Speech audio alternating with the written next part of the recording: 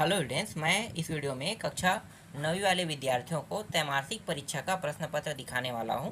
तो देखो, ये जो त्रैमासिक परीक्षा का जो प्रश्न पत्र है, इसमें सबसे पहले आपको पैसेज देखने को मिलेगा।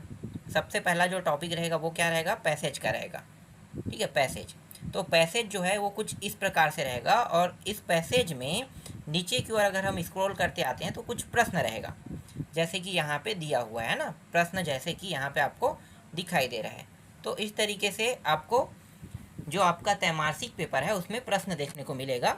एक पैसेज रहेगा और पैसेज में कुछ प्रश्न पूछा जाएगा। उन प्रश्नों को आपको क्या करना है? बनाना है। और इनका उत्तर कहाँ से मिलेगा? पैसेज से ही मिलेगा। ठीक है, तो ये एक खंड हो गया। एक खंड, इन सभी प्रश्नों का उत्तर, जो 3 प्रश्न हैं, इन सभी प्रश्नों के उत्तर जो है वो आपको उस पैसेज से ही मिलेगा।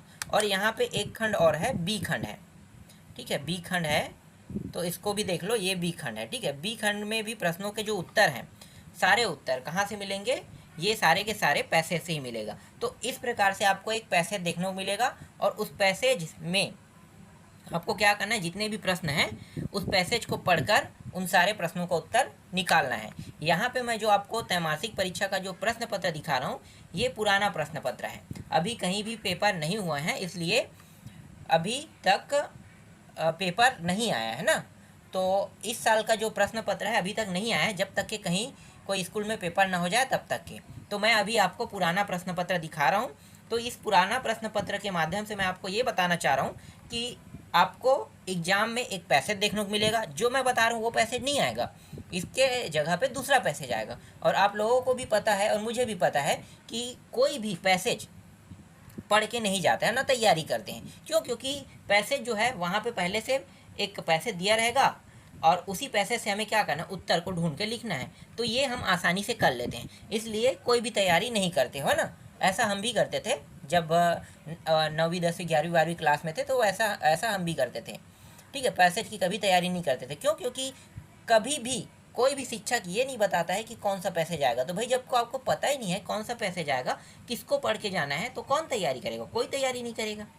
ठीक है, ऐसे ही होता है ना, हर जगह होता है। ठीक है, तो पैसेज आएगा, आप अपने हिसाब से कोई भी एक पैसेज देख लेना कि उसको बनाया कैसे जाता है, तो आपको इससे थोड़ा सा आइडिया मिल जाएगा। ठीक है, ये पैसेज तो नहीं आएगा, तो मैं इस पैसेज को आपको अलग से बताने वाला नहीं हूँ। ठीक है, ये मैं बता रहा हूँ कि ये इस टाइप के प्रश्न आपको अभी देखने को मिलेगा। इसके बाद आपको पोइट्री वाले टॉपिक से भी प्रश्न देखने को मिलेगा। देखो, क्वेश्चन नंबर 2 है, तो ये भी एक प्रकार के पैसेज जैसा है। हालांकि ये पैसेज नहीं है, ये इसे हम कहते हैं पोइट्री बोलते हैं ना, पोयम टॉपिक बोलते हैं। तो पोयम से एक कविता है। पोयम मतलब क्या होता है? कविता। तो कविता वाले टॉपिक से भी प्रश्न देखने को मिलेगा। अब देखो, ये जो प्रश्न है यहाँ भी ए ट्रिक और बी ट्रिक में दिया हुआ है। ये भी प्रश्न आपको एग्जाम में देखने को नहीं मिलेगा, लेकिन सेम टाइप में आपको प्रश्न आपको अभी के जो आपके एग्जाम है त्रैमासिक पेपर का, उसमें देखने को मिलेगा। तो ये कह सकते हो कि ये सेम टू सेम ना, ऐसे ही ए और बी 2 खंड है, इन दोनों खंडों को आपको बनाना है। ठीक है, और इनका उत्तर कहाँ पे मिलेगा? इनका उत्तर ये जो ऊपर में है ना पैसेज, जो मैंने अभी आपको दिखाया था, एक बार और दिखा देता हूँ। देखो, यहाँ से शुरू हो रहा है और यहाँ तक कि ये क्या हो रहा है? ख़त्म हो रहा है। ठीक है, लास्ट कहाँ पे है? यहाँ पे। तो ये 2 हो गया। ठीक है, 2 चीज़ मैंने दिखा दिया। अब आगे देखो, डू एज डायरेक्टेड। यहाँ पे देखो, डू एज डायरेक्टेड। अब आगे आपको क्या पढ़ना है ये भी मैं बता देता हूँ। एक मिनट, तीसरा टॉपिक तो मेरे से छूट गया ना। हाँ, ये तीसरा टॉपिक है। तीसरा ये टॉपिक जो दिया है यहाँ पे देखो, ये प्रश्नों का उत्तर से संबंधित है। तो प्रश्नों के उत्तर, जैसे लेसन आपका कितना है, जितना लेसन है, जैसे कि 15 लेसन 12 लेसन है ना, जितना भी लेसन होगा तो उस लेसन से ही सिर्फ प्रश्न आएंगे।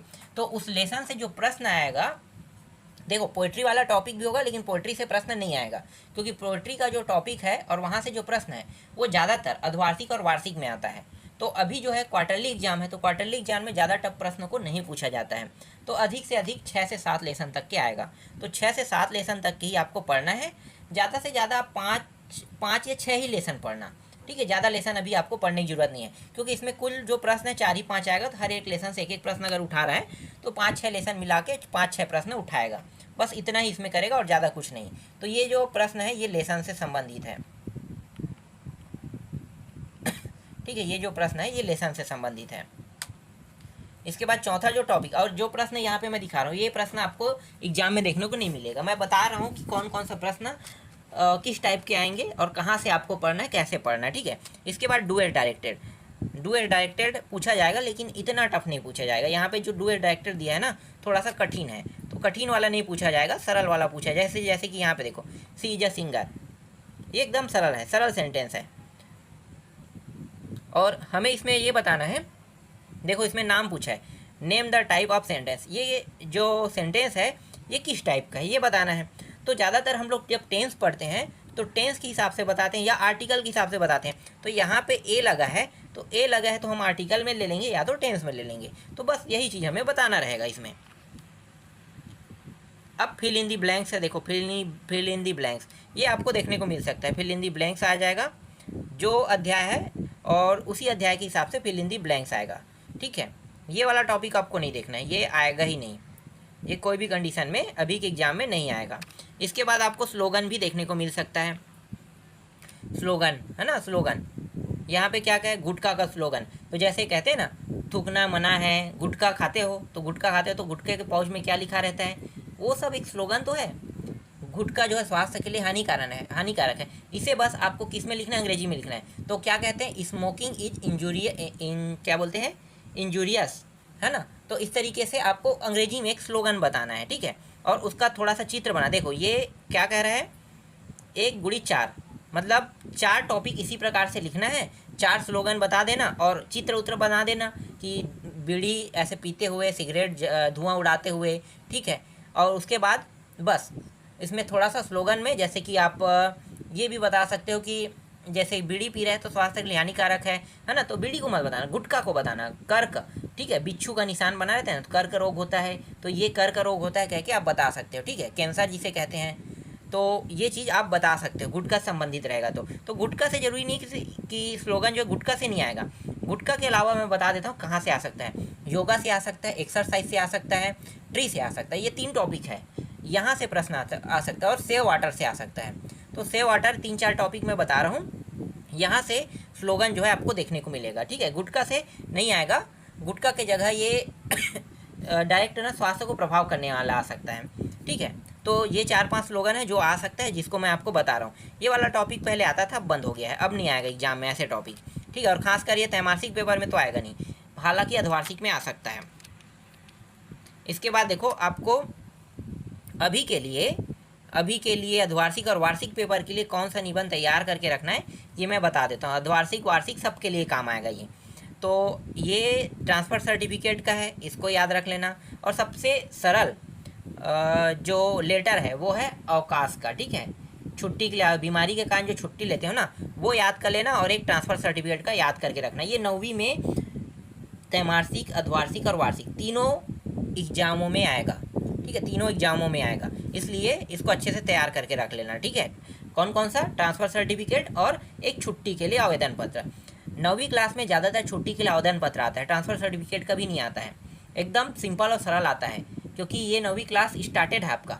तो 10वीं जो है वो बोर्ड है, इसलिए 9वीं में सिर्फ और सिर्फ जो लेटर आता है वो छुट्टी के लिए आवेदन पत्र आता है, जो बीमारी के कारण हो सकता है, किसी के शादी में जाने के कारण भी छुट्टी हो सकता है, कारण कई हो सकते हैं ना, पर छुट्टी का आवेदन पत्र और एक ट्रांसफ़र सर्टिफिकेट, इन दोनों से ही प्रश्न आपको देखने को मिलेगा, त्रैमासिक, अर्धवार्षिक और वार्षिक तीनों में, ठीक। अब आपको निबंध कौन सा याद करना है, तो देखो निबंध में मैं कहूँगा आपको वंडर ऑफ साइंस को याद करना है, और एक है माई हॉबी, ये 10वीं में भी काम आ जाएगा। 10वीं में भी वंडर ऑफ साइंस और माई हॉबी का निबंध एकदम फिक्स है, आता ही आता है। तो 9वीं में तो आएगा ही आएगा, साथ ही साथ 9वीं के साथ 10वीं की भी आपकी तैयारी हो जाएगा, तो दोनों में काम आ जाएगा। तो ये कंपेनियन है, आप ये कह सकते हो, आने वाला, ठीक है। 9वीं में भी आने वाला, 10वीं में भी आने वाला। तो इस तरीके से आपको जो मैंने अभी टॉपिक बताया है ना, कैसे पढ़ना है, किस तरीके का प्रश्न पत्र देखने को मिलेगा, तो आपको अच्छे समझ में आ गया होगा।